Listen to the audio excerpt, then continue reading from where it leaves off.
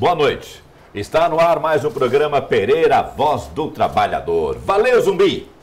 O grito forte dos Palmares, que correu a terra, céus e mares, influenciando a abolição da escravatura no Brasil. Esse é um trecho do samba Kizomba, a festa da raça, composto por Rodolfo, Jonas e Luiz Carlos da Vila. Foi este samba que a Vila Isabel conquistou em 1988, no centenário da abolição, o seu primeiro título do carnaval carioca. Mas quem foi Zumbi dos Palmares? Qual é a importância desse personagem na história do Brasil e de todos nós? No mês da consciência negra, o programa de hoje convidou duas personalidades muito importantes para tratar desse assunto especificamente. Uma delas é a Edna Roland. Muito obrigado pela sua presença, obrigado, boa noite. Eu que agradeço, Júlio César. Obrigado. E também o Ramatiz Assino, que muito obrigado também pela sua presença, viu, Ramatiz? Que agradeço, boa noite a todos. Bom, eu quero começar aqui com a Edna Roland, até nós estávamos comentando aqui que o nome dela tem um D no final, Roland. É um francês, mas não se pronuncia o D, é só Roland. Eu falei um pouquinho, Roland, aquele biquinho, né? Edna, qual a sua formação, como você entrou nessa militância, conta um pouco da sua trajetória e da sua vida. Eu sou psicóloga de formação, mas acredito que o meu pensamento venha muito mais de outras disciplinas, né? Mais da sociologia, da antropologia, da ciência política. Eu tenho uma longa trajetória, né? Estou naquele grupo dos jovens há mais tempo, como diz uma companheira minha, desde eu sou jovem há mais tempo, não é? Então a gente tem uma longa trajetória. E, obviamente, que as experiências desde a infância, ter passado por experiências de discriminação, são sempre um fator fundamental para detonar um processo de consciência negra e de envolvimento com a militância, né? E aí, o contato com companheiros, com outras pessoas, né, envolvidas neste movimento, já um movimento de muitas décadas no Brasil, né, um movimento contemporâneo, porque desde que o primeiro negro chegou aqui ao Brasil, a gente pode considerar que a luta já começou. Começou ali, né? Então, eu participei da criação de várias organizações negras, culturais e organizações de mulheres negras, e tenho participado ao longo já de várias décadas de momentos importantes, encontros nacionais, encontros estaduais, a criação da CEPIR, né, no início do governo do presidente Lula, e hoje sou a coordenadora da Igualdade Racial da Prefeitura de Guarulhos e coordenadora do Fórum Intergovernamental de Políticas de Igualdade Racial do Estado de São Paulo. É um fórum que reúne todas as coordenadorias, todos os órgãos, né, afins, que estão nos governos municipais e estadual implementando as políticas de promoção da igualdade racial. Você nasceu em Cotó? Codó. Codó. É uma cidade do Maranhão, eu sou maranhense, né? E uma cidade muito conhecida pela sua forte tradição de cultura negra, forte presença dos tambores, das religiões de matriz africana, né? E passei por diversas etapas, né, de migração até chegar em São Paulo. Você tem os olhos claros, né? Não é influência holandesa? Não, tem nada a ver. É francesa mesmo? A questão francesa aí é bastante antiga na família, né? Certo. O meu avô, ele foi talvez o primeiro mestiço da família, né? A minha bisavó, uma escrava, e o meu bisavô reconheceu o meu avô, deu-lhe o nome, e então nós continuamos com este nome, né? Mas é mais um registro. Mais uma vez, muito obrigado por aqui. O Ramatiz também não veio de longe, né, Ramatiz? Me conta um pouco a sua trajetória, a sua formação e o seu engajamento nessa luta. Boa noite, é um prazer estar aqui, agradeço pelo convite e tentar contribuir um pouquinho aqui com alguns debates. Esse nome também é estranho, né? É um nome, Ramatiz. Meus pais gostavam de nomes estranhos. A minha trajetória, eu sou militante do movimento negro desde 1978, mais ou menos, e também do movimento sindical. O meu trabalho hoje é ser professor, sou professor de escola pública, sou mestre em História Econômica pela USP, estou terminando agora o meu doutorado e eu procuro na academia fazer a ligação entre a minha militância política e o estudo acadêmico, com o rigor acadêmico necessário. Portanto, eu pesquiso a história do negro no Brasil. No mestrado pesquisei um período, de 1872 a 1890, agora estou pesquisando o período no início da República. A minha militância, portanto, está ligada ao movimento sindical e ao movimento negro. Eu sou, como professor do Estado, eu milito na POSP, que é o nosso sindicato, e dirijo hoje, estou desde janeiro presidindo o INSPIR, que é o Instituto Sindical Interamericano pela Igualdade Racial. E esse instituto eu considero que é muito importante porque conseguiu unir no mesmo organismo, numa mesma ONG, as três principais centrais sindicais brasileiras, a CUT, a UGT e a Força Sindical. Além disso, participo também do INSPIR, a AFL-CIO, que é a Central Sindical dos Estados Unidos, e a CSA, que congrega as centrais sindicais da América Latina. E que tem um único objetivo, um objetivo principal, é combater a discriminação racial nas relações de trabalho. Aproveitando essa deixa, esses sindicatos ajudam mais a difundir, a discutir essa questão racial? Com certeza. Hoje o movimento sindical avançou de forma significativa na discussão da questão racial, no combate à discriminação racial nas relações de trabalho, na cobrança de ações de promoção racial nos vários setores do mundo do trabalho. Então a gente tem conseguido avançar bastante, tem tido uma unidade significativa do movimento sindical em torno dessas bandeiras. Isso é importante. Edna, vou dirigir a pergunta a você, mas a Matisse também, você participa. Após 124 anos da abolição da escravatura, essa é a nossa data, que estamos comemorando agora na terça-feira, né? Então, isso. Ter esse evento maravilhoso aí, muito justo. A população negra ainda desconhece um pouco da sua história, seus heróis, as trajetórias, como os Zumbi dos Palmares, como José do Patrocínio, João Cândido e outros que figuraram na história e marcaram e deram sua vida em prol da luta na questão racial. No entanto, uma lei agora está obrigando a levar até a grade curricular a história da consciência.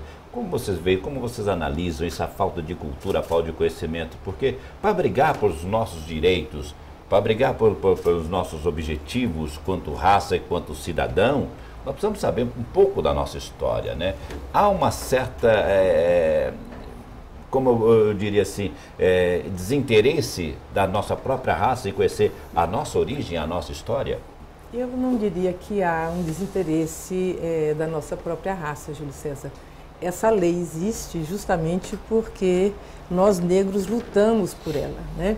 Ela, inclusive, já é resultado de todo um processo anterior de leis municipais e mesmo estaduais, né, que antecederam a Lei 10.639. Ela foi uma das primeiras leis assinadas pelo presidente Lula em 2003. E esta lei, que é uma lei pequenininha, ela tem apenas 2 artigos, né? E o principal fala justamente da obrigatoriedade do ensino da história e da cultura afro-brasileira e que se estendeu para a história e culturas africanas também a partir do parecer que foi elaborado pelo Conselho Nacional de Educação para determinar como que essa lei deveria ser implementada, né? Então, esta lei, ela é um marco referencial na história do Brasil. Nós podemos pensar o ensino, o que se ensina nas escolas do Brasil, antes e depois da Lei 10.639, né? Ela é uma lei que ela modifica a Lei Geral das Diretrizes e Bases do Brasil e ela não apenas determina, não é apenas um conteúdo acerca de história, de fatos que devem ser narrados, de rever a visão que nós brasileiros temos acerca da história dos negros e negras do nosso país. Além disso, e talvez mais ainda do que isso, esta lei determina uma mudança na qualidade das relações interétnicas que acontecem na escola. Esta lei, ela vai fundo. Ela leva a que os professores e professoras devam analisar como é que elas e eles se relacionam com os seus alunos dentro da escola, do ponto de vista do pertencimento racial de cada criança, de cada jovem ou de cada adulto que faz parte do sistema escolar, né? Como nós no Brasil estamos chegando próximo do acesso quase universal, pelo menos a algum nível, né, educacional, portanto é uma lei que ela vai fazer parte, né, do cotidiano da vida de todos os cidadãos e cidadãs brasileiras, né? Qual a importância, na sua visão, Amanda, dessa lei que foi contada? Olha, a história, normalmente, ela é contada a partir de um olhar, a partir de um ponto de vista. A história do Brasil, durante muito tempo, foi contada a partir do ponto de vista do branco, do dono de escravo, do rico e do homem. Certo. Hoje tem um conjunto de historiadores, do qual eu me incluo, que procuram analisar e contar a história a partir de um outro olhar. Do olhar do negro, do olhar da mulher, do olhar do pobre, do olhar do escravizado, do olhar do quilombola. Então é um outro olhar, uma outra forma de contar a história. A importância dessa lei, complementando o que a Edna coloca, é que essa lei, ela materializa uma outra visão da história, um outro olhar da história, que leva em conta que na construção do Brasil, na construção da nossa cultura, na construção da nossa nação, homens e mulheres negros tiveram um papel importante. Não estamos diminuindo a importância que os europeus tiveram seu papel. A questão não é essa, estamos reforçando a importância que tiveram homens e mulheres negros.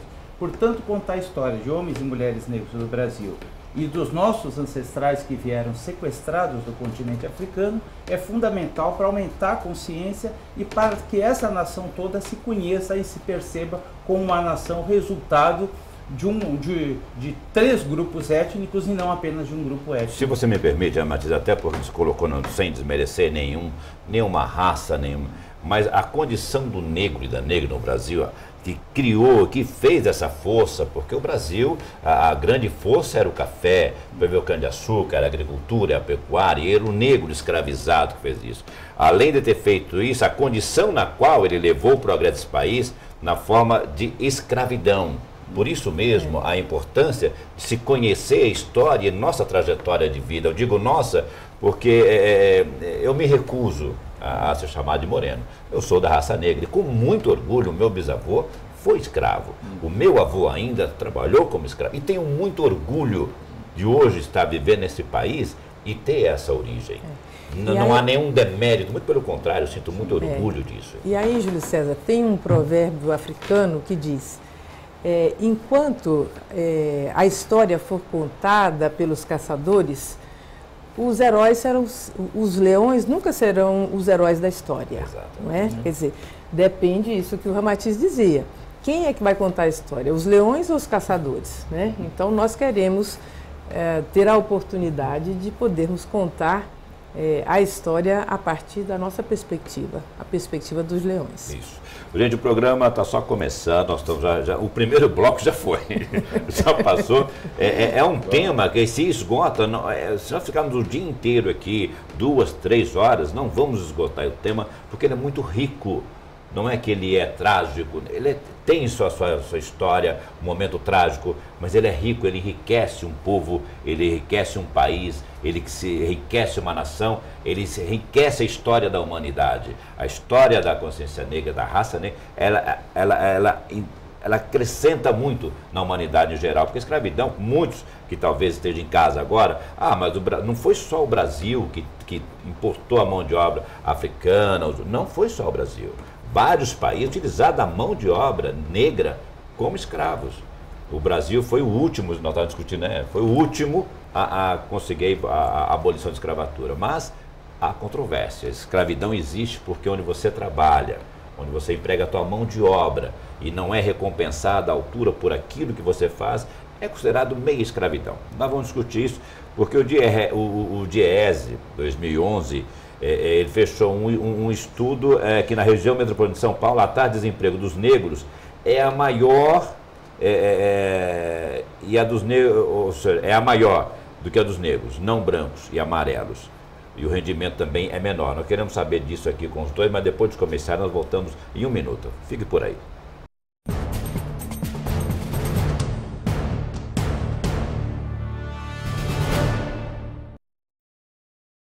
Requebra bumbum, nome, nome, nome. Ai, requebra bumbum, nome, nome, nome. Ai, requebra bum, e nome, nome, nome. Ai, requebra bumbum, nome, nome, nome. Ai, requebra bum. Dessa vez eu quero ver você mexer. Quero ver. Requebra bumbum, nome, nome, nome. Requebra bumbum, nome, nome, nome. Ai, requebra bum, e nome, nome, nome. Ai, requebra bumbum, nome, nome, nome. Requebra bumbum. Respeitar os direitos humanos é respeitar 100% a liberdade. Respeitar os direitos humanos é respeitar 100% a cidadania. Respeitar os direitos humanos é respeitar 100% a diversidade e a paz. Respeitar os direitos humanos é respeitar 100% a dignidade e a democracia. Onde tem respeito, tem direitos humanos. Onde não tem, diz que 100. Diz que 100. Diz que 100. Diz que 100. Defender os direitos humanos é uma tarefa de todos. Faça a sua parte. Denuncie.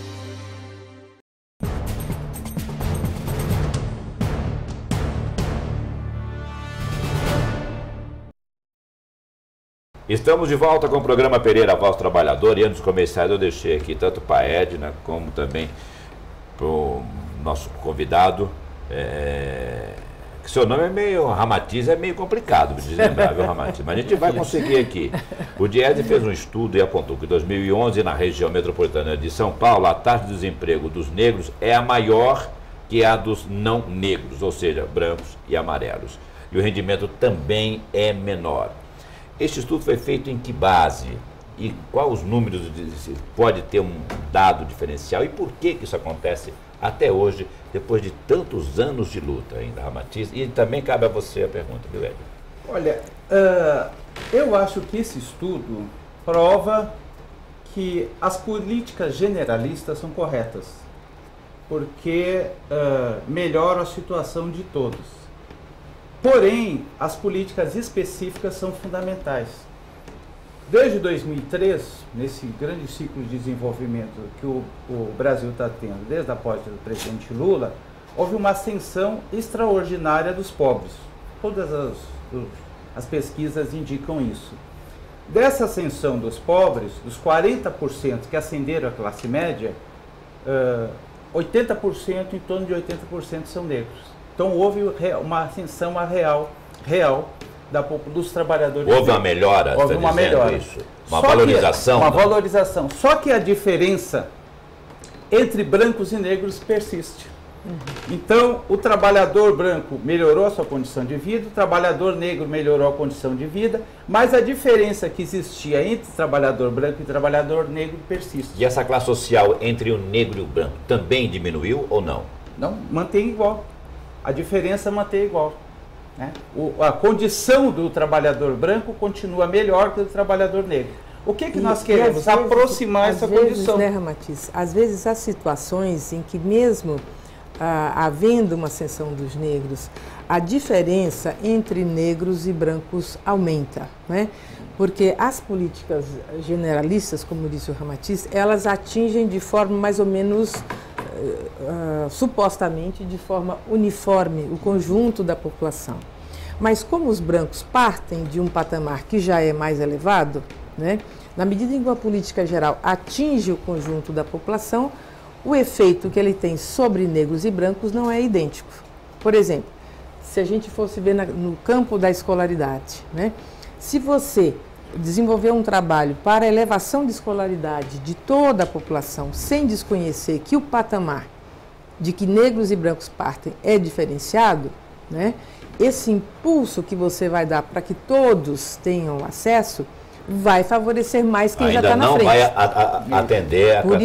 Por isso é que a gente precisa de políticas afirmativas. Isso quando entra na negra, na mulher negra, pior ainda. É pior ainda. Porque o que são as chamadas políticas afirmativas? São essas políticas que levam em conta as diferenças já pré-existentes. E você, então, tem que dar um maior impulso para aqueles grupos que partem de um patamar inferior, né? Para que realmente você possa chegar a uma situação de igualdade. Essas são as chamadas medidas especiais ou políticas afirmativas, Júlio César, que estão previstas desde a década de 60 por uma convenção internacional das Nações Unidas, né? E que foram retomadas com muita força na terceira Conferência Mundial contra o Racismo, a Conferência de Durban, conferência da qual eu fui a relatora geral, né?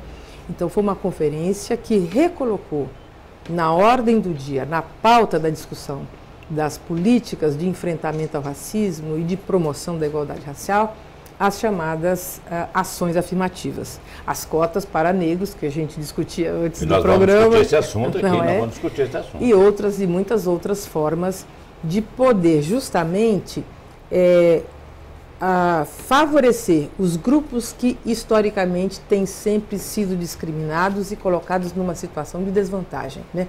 Nós temos que anular esse processo de desvantagem e fazer com que esses grupos possam muito chegar trabalho a uma ainda que vocês têm pela igualdade. frente, né? Ramati, vocês estão associados, como você diz aí, aos sindicatos. Tratando desse assunto, vamos tratar da valorização do profissional. Nós temos aqui, ó, o salário médio de homens brancos em todo o país equivalia, em 2006, uma média de R$ 1.164, 98,5% superior ao dos homens negros e pardos no país. Na mesma época, gerava em torno de R$ 586,26 e 200% superior ao rendimento das mulheres negras. Somos um país racista? Essa é a primeira pergunta. A segunda pergunta: qual o papel do sindicato, a importância dele neste trabalho de buscar a igualdade? Essa diferença que a Edna colocou, onde o branco sai mais na frente, é possível encurtar isso aí? Sim. Somos um país racista e nós temos um mercado de trabalho profundamente racista. O mercado de trabalho trata o valor do trabalho de forma diferenciada de acordo com a cor da pele ou do sexo. O mercado de trabalho trata dessa maneira. Então, uma mulher negra com uma qualificação profissional igual a um homem branco, com o mesmo nível de escolaridade, com a mesma experiência, ela vai receber, conforme você mesmo informou aqui, um salário absurdamente inferior ao do homem. O que causa indignação que ela teve que passar pela mesma carga horária de aula, teve o mesmo sofrimento para estudar, o mesmo sacrifício, e na hora de ser valorizada como profissional, ela não é valorizada. Sem contar que isso tanto a mulher negra quanto o homem negro. E a mulher negra numa situação pior ainda. Muito complicado. Tanto nessa questão de diferença salarial, quanto na hora da contratação é a última a ser contratada, na hora da dispensa, a primeira a ser dispensado, na hora da promoção, normalmente esquecido. E chega a segunda pergunta que você falou: qual é, né, o papel do movimento sindical nisso? Como eu falei no início, felizmente o movimento sindical tem um avanço extraordinário nesse debate. Isso que eu queria reforçar, que eu acho que é muito importante. Nós temos diferenças políticas de ação sindical muito grande, né? Provavelmente qualquer pessoa bem informada sabe que a CUT, a UGT e a Força Sindical têm grandes diferenças. Só que nessa questão nós conseguimos ter a maturidade de desunificar. Isso joga por terra uma discussão que durante muito tempo se tem aí, que o movimento negro é fraccionado, é dividido, que os negros não conseguem se unir. Conseguimos nos unir sim, com tantas diferenças, com tantas visões diferenciadas que essas centrais têm, nós conseguimos unir. Além de se unir, conseguiu até trazer para a negociação. Trazer para uma mesma sindicatos entidade, que talvez não se comunicavam entre si. Sindicatos que não se comunicavam, trabalhadores que não se comunicavam, que não percebiam que os problemas eram parecidos. Tem realidade diferente. Uma coisa é um trabalhador bancário, que a discriminação é evidente, né? É só você ir numa agência bancária. Uma outra coisa é na construção civil, que a grande maioria dos trabalhadores são negros. Mas onde é que eles estão? Como servente, como operacional. Os engenheiros, os chefes, etc., são brancos. Então são realidades diferentes que o movimento sindical tem conseguido dar resposta. Insuficiente, precisamos avançar muito mais, mas a gente tem avançado de forma significativa nesse sentido. Com certeza. Eu acho que o movimento sindical tem sido um ator político fundamental. E a pergunta, somos um país racista mesmo? Isso a gente pode responder afirmativamente, mas é contraditório, porque ao mesmo tempo, neste momento, o Brasil, no panorama internacional, tem sido o país que vem produzindo experiências, né, de enfrentamento ao racismo e de promoção da igualdade racial. Então, eu diria que, ao mesmo tempo, nós temos desigualdades raciais e condições de manifestações racistas extremamente cruéis, né, no nosso país, mas, ao mesmo tempo, nós vivemos um momento, especialmente desde 2001, né, um marco referencial. Temos outros marcos anteriores colocados pelo movimento negro. O Brasil tem o que mostrar para o mundo do ponto de vista de experiências positivas que estão sendo realizadas. Elas são suficientes? Elas não são suficientes. Mas, né?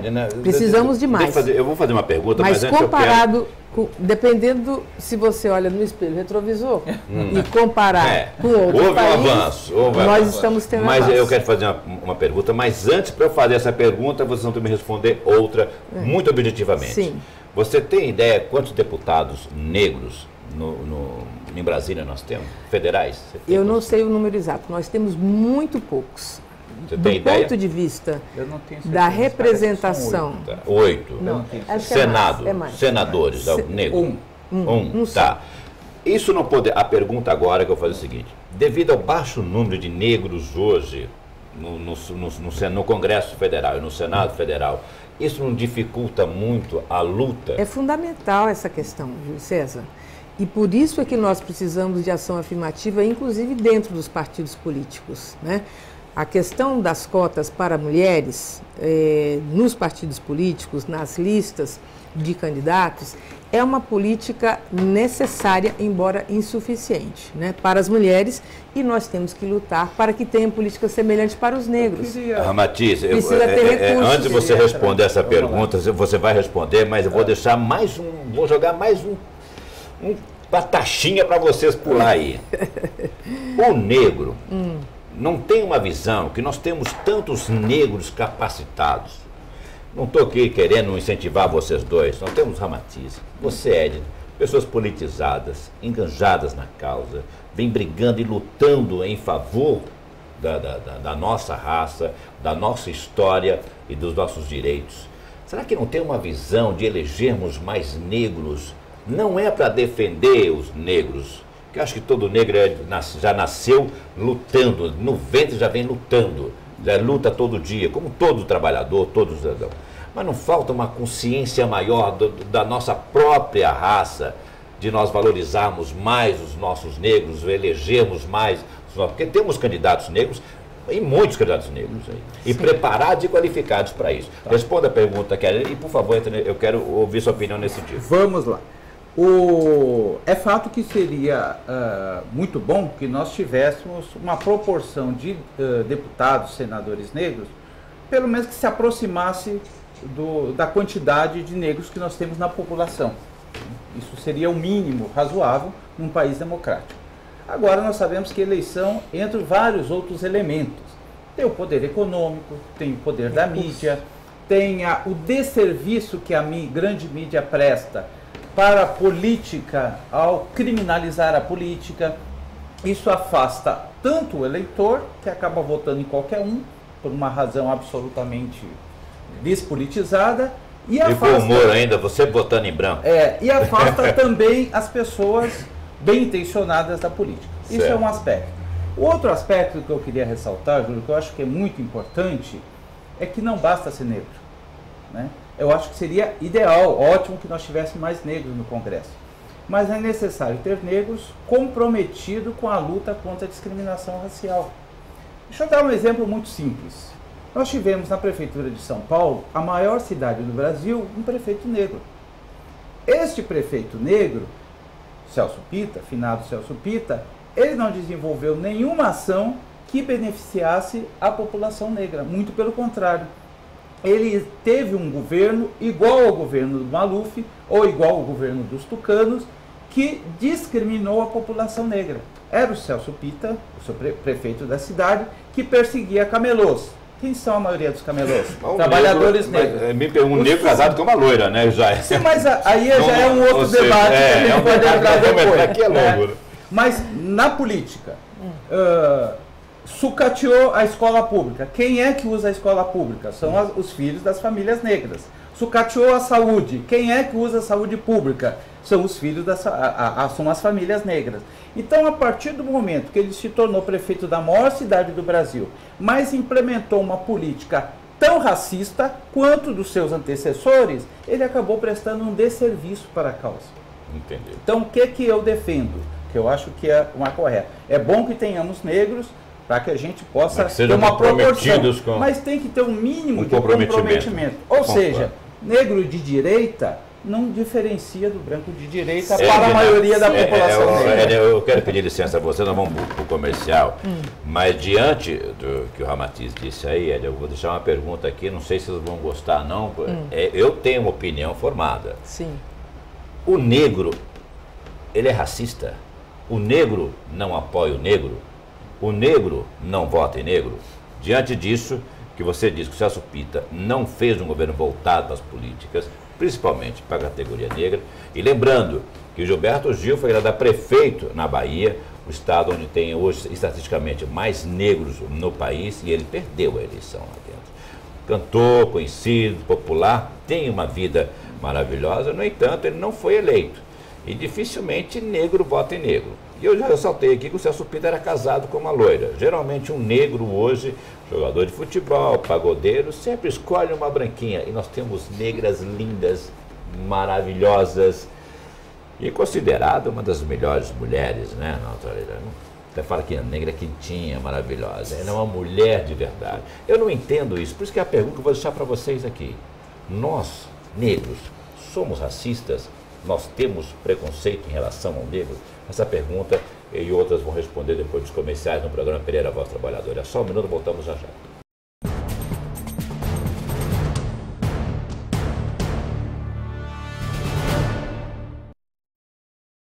Requebra bumbum, nome, nome, nome. Ai, requebra bumbum, nome, nome, nome. Ai, requebra bum, e nome, nome, nome. Ai, requebra bumbum, nome, nome, nome. Ai, requebra bum. Dessa vez eu quero ver você mexer. Quero ver. Requebra bumbum, nome, nome, nome. Requebra bumbum, nome, nome, nome. Ai, requebra bum, e nome, nome, nome. Ai, requebra bumbum, nome, nome, nome. Requebra bumbum.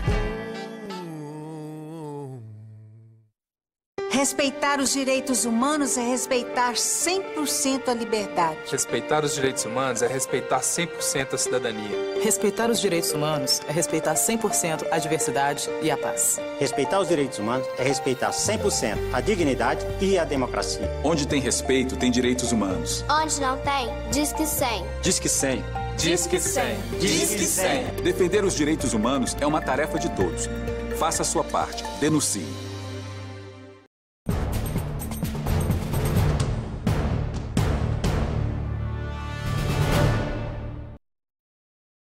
Estamos de volta com o programa Pereira, a Voz do Trabalhador, e nós deixamos a pergunta no ar aqui, até foi o Ramatiz que me deu a deixa, que o Celso Pitta, nós tivemos um governo negro na Prefeitura de São Paulo, o finado Celso Pitta, já falecido, sucessor do Paulo Maluf, que segundo o Ramatiz, e a própria história mesmo mostra que não foi nenhuma política pública em relação ao voltado ao negro, ou seja, ele esqueceu toda a sua história, toda a sua trajetória de vida, e abandonou simplesmente a trajetória. Eu queria fazer a pergunta para o Ramatiz e também para ele, nossos convidados do programa de hoje, é o seguinte: o negro, ele é racista? O negro vota em negro? O negro apoia o negro? Júlio César, não existe vacina contra o racismo, né? O racismo, ele é um conjunto de ideias, uma ideologia que se expressa das mais diversas formas e que atravessa a sociedade de ponta a ponta, né?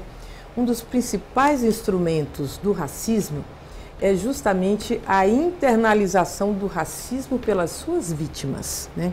Da mesma forma como as mulheres internalizam os estereótipos acerca das mulheres e muitas vezes dão sustentação para o machismo, o mesmo pode acontecer em relação aos negros ou em relação a qualquer outra vítima do racismo, porque nós negros não somos as únicas vítimas do racismo, né? Podem ser indígenas, podem ser bolivianos, podem ser diversas vítimas do racismo no mundo. Então a primeira questão é essa, né? Nós negros não nascemos vacinados contra o racismo. Nós podemos ser ao mesmo tempo vítimas e reprodutores. Mas essa questão, por sermos racismo. vítimas, não deveríamos ser nós os primeiros a não aceitar isso? Mas vejam o que eu lhe disse, um instrumento fundamental do racismo é fazer as vítimas do racismo acreditarem naquilo que é imputado a elas, né? Então, para que uma sociedade racista possa se sustentar, é preciso que aqueles grupos que são vítimas do racismo, de alguma forma, em algum momento, sejam restringidos e se identifiquem com as ideias estereotipadas acerca do seu próprio grupo, da sua própria raça, né? Por isso nós precisamos de um processo de consciência negra. Certo. Por isso é tão importante o Dia da Consciência Negra. Como na terça-feira agora, vamos comemorar esse dia. Em que estaremos fazendo marchas da consciência negra em todo o Brasil, inclusive em São Paulo e inclusive em Guarulhos, né? Então, é fundamental o processo de consciência, tomada de consciência do grupo, tá certo? Agora, a questão e, portanto, questões como você diz, se negro vota em negro, certamente que mais negros votam em negros do que brancos votam em negros. Você concorda com essa ideia também, Ramati? Se a gente for comparar, com certeza. Agora, muitos negros não chegam a votar em negros porque estão dentro deste complexo de ideias estereotipadas. Se o negro vota em negro, vou deixar você responder a pergunta, Ramati. 52% da população hoje brasileira se declara negra. Se nós partirmos desse princípio que o negro vota negro, nós teríamos aí um grande número de negros eleitos. Eu acho que é uma pequena parcela da nossa raça que vota nos próprios negros. Veja bem, Júlio César, uma das principais estratégias do opressor é convencer o oprimido de que a opressão é legítima. É isso que é esse ponto que eu queria trocar. Eu já fiz muita greve na minha vida.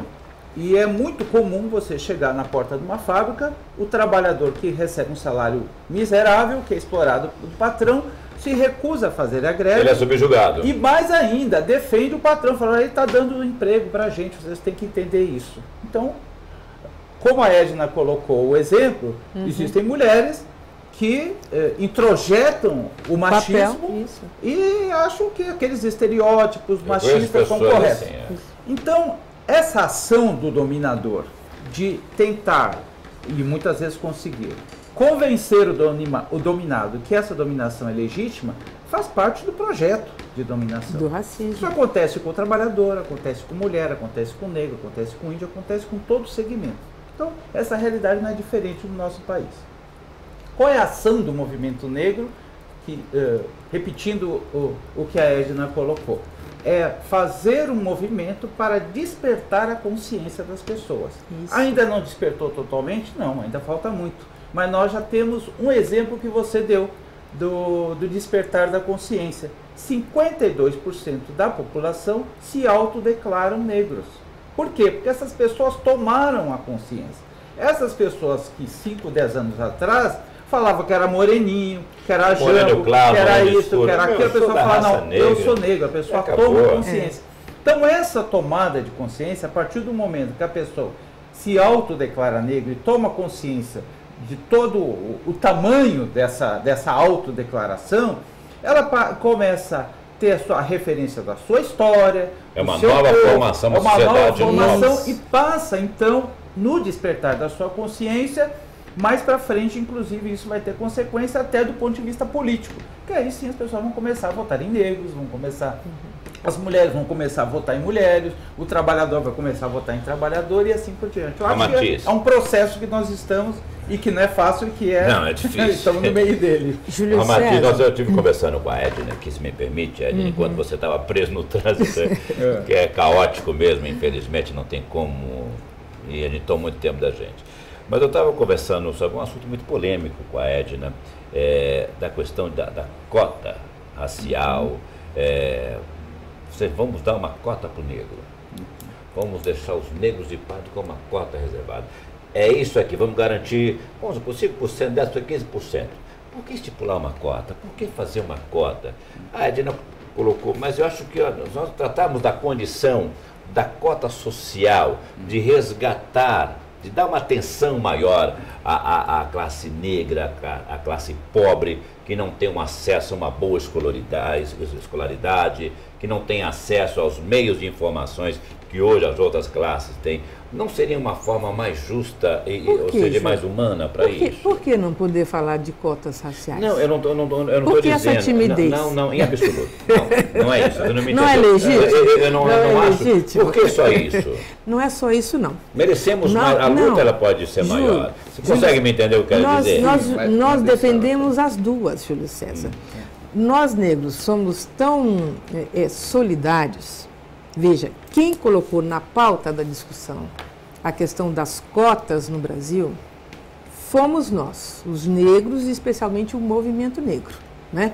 Que abrimos essa discussão da necessidade de democratização da universidade pública, né? De garantir a universidade pública para todos, né?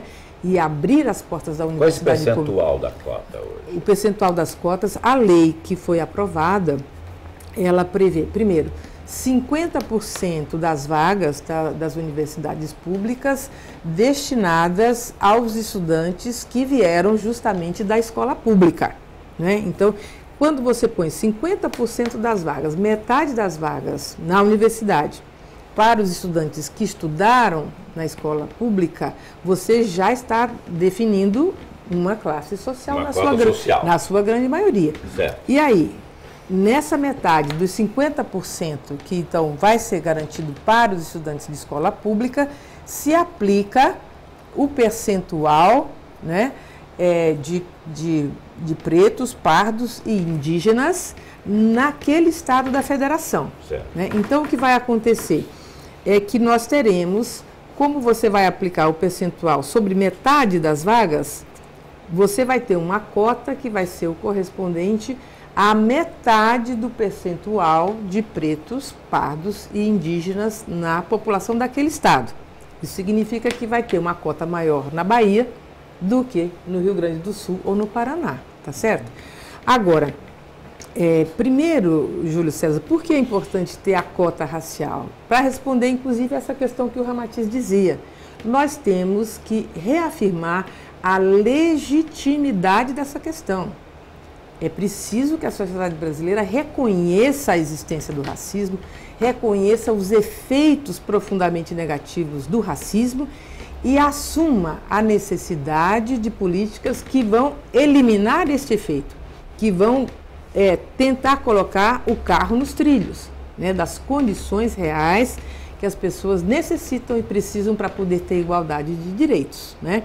Mas, como eu disse, nós estamos, ao mesmo tempo, propiciando cotas raciais e cotas sociais para os estudantes que vêm das classes sociais, que estudaram na escola pública, né, e que têm direito a estudar numa escola superior que é mantida pelos impostos que toda a população paga. Né? Que não é de uma classe, isso, mas é de uma nação. Por que toda a nação vai sustentar os filhos daqueles da burguesia pagar, e da classe média alta na USP? É muita injustiça. Entendeu? Eu queria completar uma coisa que eu acho que é muito importante, Júlio.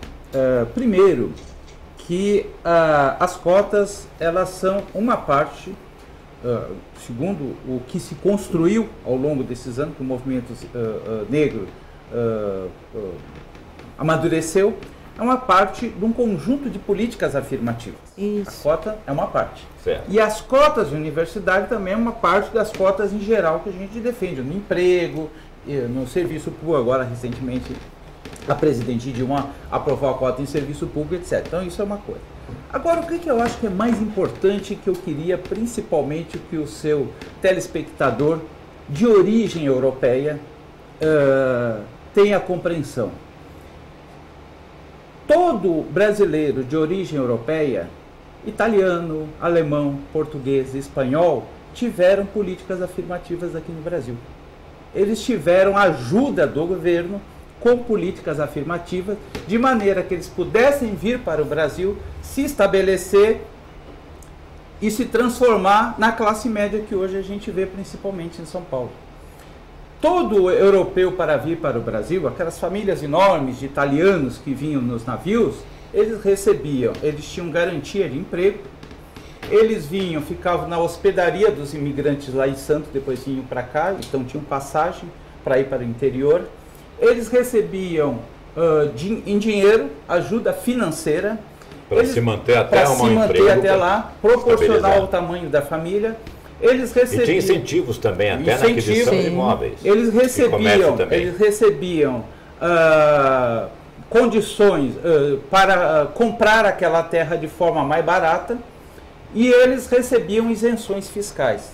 Então, os europeus, que hoje estão de classe média, que a sua família, há 3, 4 gerações, veio da Itália, da Espanha, etc., que hoje são classe média, e que acham que as cotas, as políticas afirmativas são injustas, precisam perceber que eles só são de classe média aqui no Brasil hoje porque eles receberam políticas afirmativas. Sim. Eles foram alvo de políticas afirmativas.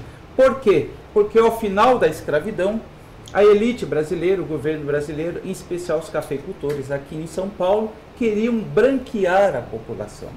Eles fizeram o quê? Como o negro está acabando a escravidão, e para eles, com uma visão racista, o negro só servia para ser trabalhador escravo. Então importa aqueles europeus que lá na Europa tinham sido enxotados pelas suas classes dominantes, que eram desempregados, miseráveis, etc., mas no Brasil eram considerados excelentes porque tinham a pele branca. Então, essa classe média, esse setor, que inclusive na universidade onde eu faço doutorado na USP, um dos poucos negros que fazem doutorado lá, a maioria daqueles intelectuais de origem europeia são absolutamente contra as cotas. A USP, por exemplo, é uma das universidades que está mais atrasada nessa discussão. São contra as cotas. Só que os seus avós e bisavós foram beneficiados por essas políticas afirmativas do governo. E hoje eles falam que é um absurdo que os negros, que sustentaram esse país por 350 anos e que são discriminados, impedidos de trabalhar por 120 anos, eles acham um absurdo que tenha cota. E a última informação para completar. Uma emenda constitucional, a Constituição de 1824, que foi promulgada em 1854, proibia explicitamente que escravos e leprosos tivessem acesso à escola pública. Então esse é um outro detalhe. E um aspecto, Ramatiz, que eu queria acrescentar aí às questões que você levantou. Vejam bem, em 4 décadas, né, final do século XIX e início do século XX, o Brasil importou cerca de 4 milhões de europeus. 4 milhões de europeus em 4 décadas.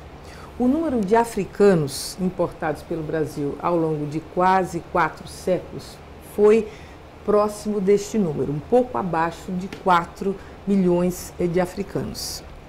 Imaginem chegarmos ao final do processo escravista no Brasil e o governo brasileiro não apresentar nenhuma política pública para estes africanos e seus descendentes.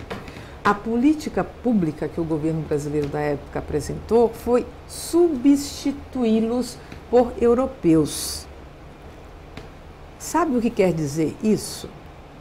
Significa prever o genocídio deste povo. O povo de uma raça inteira. Né? Isso, porque não foi oferecido casa, trabalho, escola, saúde, terra, nem nada, né?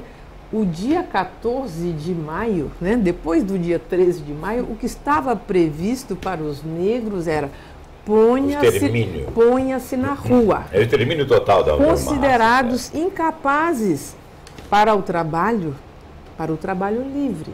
Então, havia previsões, inclusive, de quantas gerações seriam necessárias para eliminar a mancha negra do povo brasileiro. Ramatiz, infelizmente o programa já está chegando. Ai, Júlio César, eu queria aproveitar para convidar o pessoal para uma coisa. Eu quero chamar a atenção de você que está em casa, o movimento agora de terça-feira. Estamos agora no sábado, terça-feira, o movimento da consciência negra, que eu acho de extrema importância, que não só a classe negra, mas que o povo brasileiro entenda essa história. Nós tivemos aqui uma aula com o Ramatiz e com a Edna. Espero que o Brasil vá para as ruas para festejar, para comemorar e para engrossar essa luta que é de todos nós. Nós não podemos deixar que essa briga seja só do povo negro, da raça negra. Não, ela é uma briga de todos os brasileiros, dos europeus, dos americanos, de toda a raça, porque todos eles se beneficiaram com a raça negra. E eu quero aqui que vocês prestem muita atenção no convite, que tanto que a Edna que o Ramatiz vai fazer para vocês aqui no nosso programa. Edna, por gentileza, primeiro as mulheres. Isso. Pelo menos nessa hora, né? Não, sempre. Então, eu queria aproveitar essa finalização do programa para convidar a todos para a Marcha da Consciência Negra, que faremos aqui em Guarulhos no dia 20 de novembro, viu, gente? Dia 20 de novembro, vai ser na terça-feira mesmo. A concentração será a partir das 8h30 da manhã, ali na Praça dos Estudantes, ao lado do Colégio Conselheiro. E este ano, Júlio César, nós estamos vindo na marcha com o tema Estatuto da Igualdade Racial é pra valer, né? Esta lei que foi muito debatida, polêmica e tudo mais, mas que apesar de tudo representa avanços nas políticas de igualdade racial. Nós queremos tirar o estatuto simplesmente do papel e fazer com que ele se torne realidade. Então, a saída vai ser na Praça do Estudante? Na Praça dos Estudantes, o esquenta começa a partir das 8h30 e a marcha começa a se movimentar a partir das 10 horas da manhã, com a presença do prefeito, com a presença da deputada Janete Pietá, do deputado Alencar Santana. Certamente espero que o Pereira possa estar lá, ele já esteve em anos anteriores, né? Queremos convidar todas as lideranças do movimento sindical, do movimento social e tudo mais. Você também, por favor, Júlio César. Ramatiz, por favor. Bom, o que nós temos de grande atividade na cidade de São Paulo, uma marcha que o Movimento Negro vai estar fazendo na Avenida Paulista a partir de concentração das 10 horas no MASP. E tem uma outra grande atividade que vai acontecer em Ibirapuera, que é uma atividade do governo federal, que é uma atividade do Ministério da Cultura, junto com a Secretaria Especial de Promoção da Igualdade Racial, que vai ter uma série de shows, atividades e tal, que é muito importante. Eu queria também, se possível, fazer um comercialzinho. Pois não. Esse aqui é o jornal, eu não sei se é possível pegar. Pode sim, tá? Pode dar um foco. Esse é o jornal do Inspira, o periódico que nós temos, ele é feito mensalmente, e nós enviamos esse jornal para todos os sindicatos filiados às centrais. Eu queria deixar um aqui com o Júlio, muito obrigado. Um com a Edna. Obrigada. E convidar você no seu sindicato, além de fazer a discussão da questão racial, que é muito importante, também procurar esse jornal que dá uma série de informações, uma série de propostas, como é que a gente tem atuado nessa discussão, que diz respeito, como falou o Júlio, aos negros, homens e mulheres negros, mas também a homens e mulheres brancos, porque o que nós queremos é um país que realmente tem igualdade. Sem discriminação. Sem discriminação. E a tal da natureza democracia racial que foi mentida durante muito tempo, se transforma em verdade mesmo, que a gente possa ter isso para valer aqui no Brasil. Edna Roland, Ramatiz Jacino, muito obrigado de você. Como eu disse, o programa o tempo ia ser muito curto, um tema tão extenso e muito a ser explorado ainda. Eu quero agradecer de coração a todos vocês. Eu espero que o evento de terça-feira agora seja um grande sucesso, como tenho certeza que será, e contamos com a vida de todos vocês. E espero você lá, hein? Agora eu fui convidado. Edna, muito obrigado, Ramatiz, muito obrigado a vocês, um bom final de semana. A você de casa, nosso muito obrigado, um bom final de semana e até o próximo programa Pereira, Voz Trabalhadora.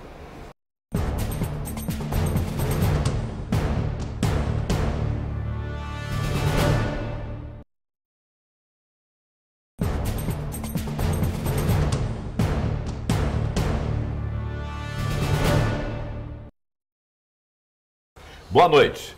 Está no ar mais um programa Pereira, Voz do Trabalhador. Valeu, Zumbi! O grito forte dos Palmares, que correu a terra, céus e mares, influenciando a abolição da escravatura no Brasil. Esse é um trecho do samba Kizomba, a festa da raça, composto por Rodolfo, Jonas e Luiz Carlos da Vila. Foi este samba que a Vila Isabel conquistou em 1988, no centenário da abolição, o seu primeiro título do carnaval carioca. Mas quem foi Zumbi dos Palmares? Qual é a importância desse personagem na história do Brasil e de todos nós?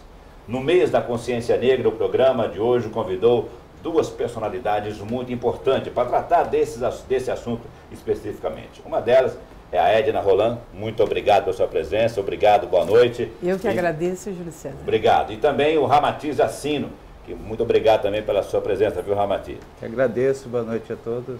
Bom, eu quero começar aqui com a Edna Roland, até nós estávamos comentando aqui que o nome dela tem um D no final, Roland. É um francês, mas não se pronuncia o D, é só Roland. Estou fazendo um pouquinho Roland, aquele biquinho, né? Edna, qual a sua formação? Como você entrou nessa militância? Conta um pouco da sua trajetória e da sua vida.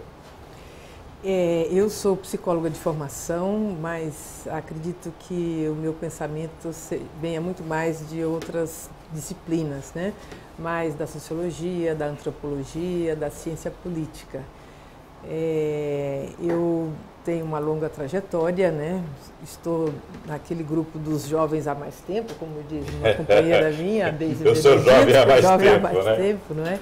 Então, a gente tem uma longa trajetória e, obviamente, que as experiências desde a infância, ter passado por experiências de discriminação, são sempre um fator fundamental para detonar um processo de consciência negra e de envolvimento com a militância, né? Certo. E aí, o contato com companheiros, com outras pessoas, né, envolvidas neste movimento, já um movimento de muitas décadas no Brasil, né, um movimento contemporâneo, porque desde que o primeiro negro chegou aqui ao Brasil, a gente pode considerar que a luta já começou. Começou ali, né?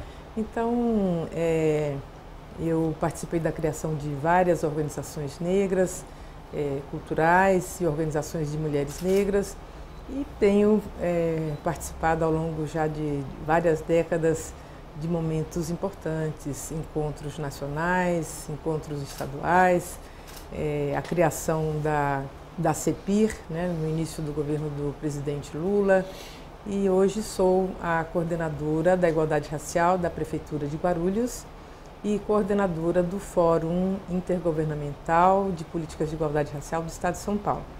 É um fórum que reúne todas as coordenadorias, todos os órgãos, né, afins que estão nos governos municipais e estadual implementando as políticas de promoção da igualdade racial. Você nasceu em Cotó? Codó. Codó. É uma cidade do Maranhão, eu sou maranhense, né? E uma cidade muito conhecida pela sua forte tradição de cultura negra, forte presença dos tambores, das religiões de matriz africana, né? E passei por diversas etapas, né, de migração até chegar em São Paulo. Você tem os olhos claros, né? Influência holandesa? Não, tem nada a ver. Não. É francesa mesmo? A questão francesa aí é bastante antiga na família, né? Certo. O meu avô, ele foi talvez o primeiro mestiço da família, né? A minha bisavó, uma escrava, e o meu bisavô reconheceu o meu avô, deu-lhe o nome. Então, nós continuamos com este nome, né? Mas é mais um registro. Mais uma vez, muito obrigado por aqui. O Ramatiz, você também não veio de longe, né, Ramatiz? Me conta um pouco a sua trajetória, a sua formação e o seu engajamento nessa luta. Boa noite, é um prazer estar aqui, agradeço pelo convite e tentar contribuir um pouquinho aqui com alguns debates. Esse nome também é estranho, né? É um nome. Ramatiz. Meus pais gostavam de nomes estranhos. A minha trajetória, eu sou militante do movimento negro desde 1978, mais ou menos, e também do movimento sindical. O meu trabalho hoje é ser professor, sou professor de escola pública, sou mestre em História Econômica pela USP, estou terminando agora o meu doutorado e eu procuro na academia fazer a ligação entre a minha militância política e o estudo acadêmico, com o rigor acadêmico necessário. Portanto, eu pesquiso a história do negro no Brasil. No mestrado pesquisei um período, de 1872 a 1890, agora estou pesquisando o período no início da República. A minha militância, portanto, está ligada ao movimento sindical e ao movimento negro. Eu sou, como professor do Estado, eu milito na POESP, que é o nosso sindicato, e dirijo hoje, estou desde janeiro presidindo o INSPIR, que é o Instituto Sindical Interamericano pela Igualdade Racial. E esse instituto eu considero que é muito importante porque conseguiu unir no mesmo organismo, numa mesma ONG, as três principais centrais sindicais brasileiras, a CUT, a UGT e a Força Sindical. Além disso, participo também do INSPIR, a FLCO, que é a Central Sindical dos Estados Unidos, e a CSA, que congrega as centrais sindicais da América Latina. E que tem um único objetivo, um objetivo principal, é combater a discriminação racial nas relações de trabalho. Aproveitando essa deixa, esses sindicatos ajudam mais a difundir, a discutir essa questão racial? Com certeza. Hoje o movimento sindical avançou de forma significativa na discussão da questão racial, no combate à discriminação racial nas relações de trabalho, na cobrança de ações de promoção racial nos vários setores do mundo do trabalho. Então a gente tem conseguido avançar bastante, tem tido uma unidade significativa do movimento sindical em torno dessas bandeiras. Isso é importante. Edna, vou dirigir a pergunta a você, mas a Matisse também, você participa. Após 124 anos da abolição da escravatura, essa é a nossa data, que estamos comemorando agora na terça-feira, né? Vamos ter esse evento maravilhoso aí, muito justo. A população negra ainda desconhece um pouco da sua história, seus heróis, as trajetórias, como o Zumbi dos Palmares, como José do Patrocínio, João Cândido e outros que figuraram na história e marcaram e deram sua vida em prol da luta na questão racial. No entanto, uma lei agora está obrigando a levar até a grade curricular a história da consciência. Como vocês veem, como vocês analisam essa falta de cultura, a falta de conhecimento? Porque para brigar pelos nossos direitos, para brigar pelos nossos objetivos quanto raça e quanto cidadão, nós precisamos saber um pouco da nossa história, né? Há uma certa, como eu diria assim, desinteresse da nossa própria raça em conhecer a nossa origem, a nossa história? Eu não diria que há um desinteresse da nossa própria raça, Júlio César. Essa lei existe justamente porque nós negros lutamos por ela, né? Ela, inclusive, já é resultado de todo um processo anterior de leis municipais e mesmo estaduais, né, que antecederam a Lei 10.639. Ela foi uma das primeiras leis assinadas pelo presidente Lula em 2003.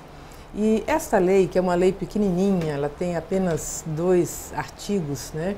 E o principal fala justamente da obrigatoriedade do ensino da história e da cultura afro-brasileira e que se estendeu para a história e culturas africanas também a partir do parecer que foi elaborado pelo Conselho Nacional de Educação para determinar como que essa lei deveria ser implementada, né? Então, esta lei, ela é um marco referencial na história do Brasil. Nós podemos pensar o ensino, o que se ensina nas escolas do Brasil, antes e depois da Lei 10.639, né? Ela é uma lei que ela modifica a Lei Geral das Diretrizes e Bases do Brasil e ela não apenas determina, não é apenas um conteúdo acerca de história, de fatos que devem ser narrados, de rever a visão que nós brasileiros temos acerca da história dos negros e negras do nosso país.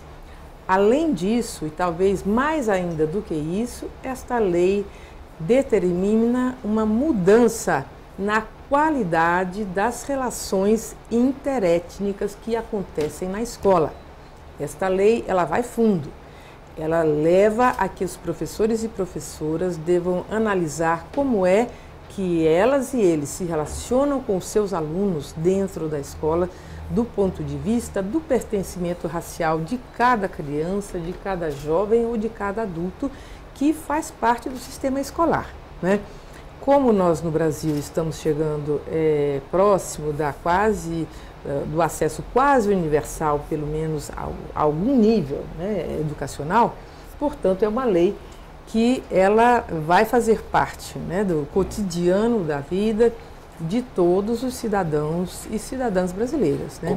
Qual a importância, na sua visão, Amanda, dessa lei que foi contada? Olha, a história, normalmente, ela é contada a partir de um olhar, a partir de um ponto de vista. A história do Brasil, durante muito tempo, foi contada a partir do ponto de vista do branco, do dono de escravo, do rico e do homem. Certo. Hoje tem um conjunto de historiadores, do qual eu me incluo, que procuram analisar e contar a história a partir de um outro olhar. Do olhar do negro, do olhar da mulher, do olhar do pobre, do olhar do escravizado, do olhar do quilombola. Então é um outro olhar, uma outra forma de contar a história. A importância dessa lei, complementando o que a Edna coloca, é que essa lei, ela materializa uma outra visão da história, um outro olhar da história que leva em conta que na construção do Brasil, na construção da nossa cultura, na construção da nossa nação, homens e mulheres negros tiveram um papel importante. Não estamos diminuindo a importância que os europeus tiveram o seu papel. A questão não é essa, estamos reforçando a importância que tiveram homens e mulheres negros. Portanto, contar a história de homens e mulheres negros do Brasil e dos nossos ancestrais que vieram sequestrados do continente africano é fundamental para aumentar a consciência e para que essa nação toda se conheça e se perceba como uma nação resultado de 3 grupos étnicos e não apenas de um grupo étnico. Se você me permite, Matias, até porque você colocou sem desmerecer nenhuma raça, mas a condição do negro e da negra no Brasil, que criou, que fez essa força, porque o Brasil, a grande força era o café, o cana-de-açúcar, a agricultura, a pecuária, e era o negro escravizado que fez isso. Além de ter feito isso, a condição na qual ele levou o progresso desse país na forma de escravidão. Por isso mesmo, a importância de se conhecer a história e nossa trajetória de vida. Eu digo nossa, porque eu me recuso a ser chamado de moreno. Eu sou da raça negra e com muito orgulho, o meu bisavô foi escravo. O meu avô ainda trabalhou como escravo. E tenho muito orgulho de hoje estar vivendo nesse país e ter essa origem. Não há nenhum demérito, muito pelo contrário, eu sinto muito orgulho disso. E aí, Júlio César, tem um provérbio africano que diz: enquanto a história for contada pelos caçadores, os heróis serão, os leões nunca serão os heróis da história. Exato. Não é? Quer dizer, depende disso que o Ramatiz dizia. Quem é que vai contar a história? Os leões ou os caçadores? Né? Então nós queremos ter a oportunidade de podermos contar a história a partir da nossa perspectiva, a perspectiva dos leões. Isso. Gente, o programa está só começando, nós estamos o bloco já foi, já passou. É um tema que se esgota, se nós ficarmos o dia inteiro aqui, 2, 3 horas, não vamos esgotar o tema, porque ele é muito rico. Não é que ele é trágico, ele tem sua história, um momento trágico, mas ele é rico, ele enriquece um povo, ele enriquece um país, ele enriquece uma nação, ele enriquece a história da humanidade. A história da consciência negra, da raça negra, ela acrescenta muito na humanidade em geral, porque a escravidão, muitos que talvez estejam em casa agora, mas não foi só o Brasil que importou a mão de obra africana, não foi só o Brasil. Vários países utilizaram a mão de obra negra como escravos. O Brasil foi o último, nós estávamos discutindo, né? Foi o último a conseguir a abolição da escravatura. Mas há controvérsia. A escravidão existe porque onde você trabalha, onde você emprega a tua mão de obra e não é recompensada à altura por aquilo que você faz, é considerado meia escravidão. Nós vamos discutir isso porque o DIEESE, 2011, ele fechou um estudo que na região metropolitana de São Paulo, a taxa de desemprego dos negros é a maior e a dos negros, ou seja, é a maior do que a dos negros, não brancos e amarelos. E o rendimento também é menor. Nós queremos saber disso aqui com os dois, mas depois de começar nós voltamos em 1 minuto. Fique por aí.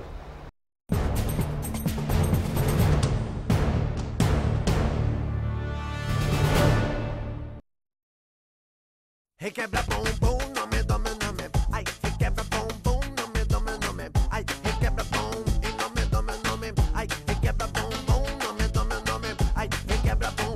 Dessa vez eu quero ver você mexer. Quero ver. Requebra bumbum, nome, nome, nome.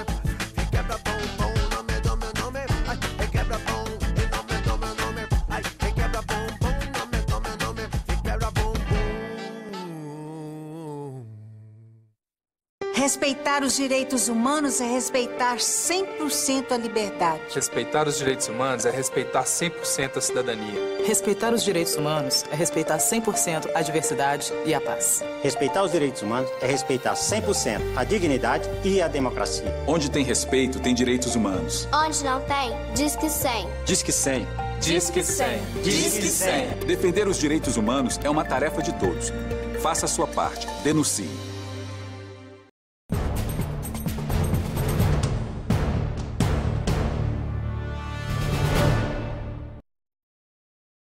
Estamos de volta com o programa Pereira, Voz do Trabalhador. E antes de começar, eu deixei aqui tanto para a Edna como também para o nosso convidado.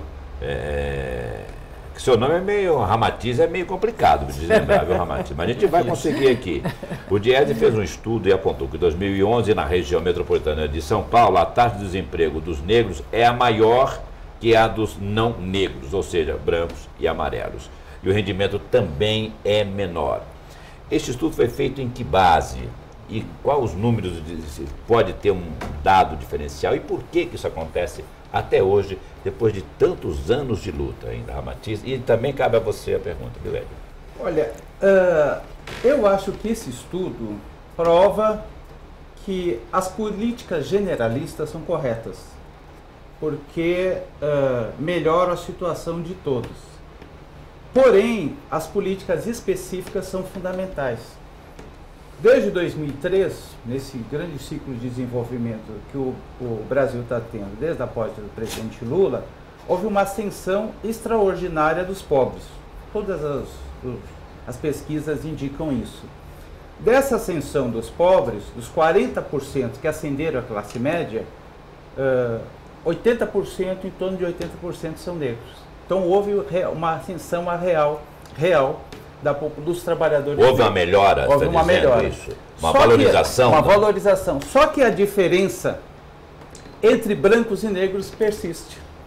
Então, o trabalhador branco melhorou a sua condição de vida, o trabalhador negro melhorou a condição de vida, mas a diferença que existia entre trabalhador branco e trabalhador negro persiste. E essa classe social entre o negro e o branco também diminuiu ou não? Não, mantém igual. A diferença mantém igual. Né? A condição do trabalhador branco continua melhor que a do trabalhador negro. O que nós queremos? Aproximar essa condição. Né, Ramatiz? Às vezes há situações em que mesmo havendo uma ascensão dos negros, a diferença entre negros e brancos aumenta, né? Porque as políticas generalistas, como disse o Ramatiz, elas atingem de forma mais ou menos supostamente de forma uniforme o conjunto da população. Mas como os brancos partem de um patamar que já é mais elevado, né,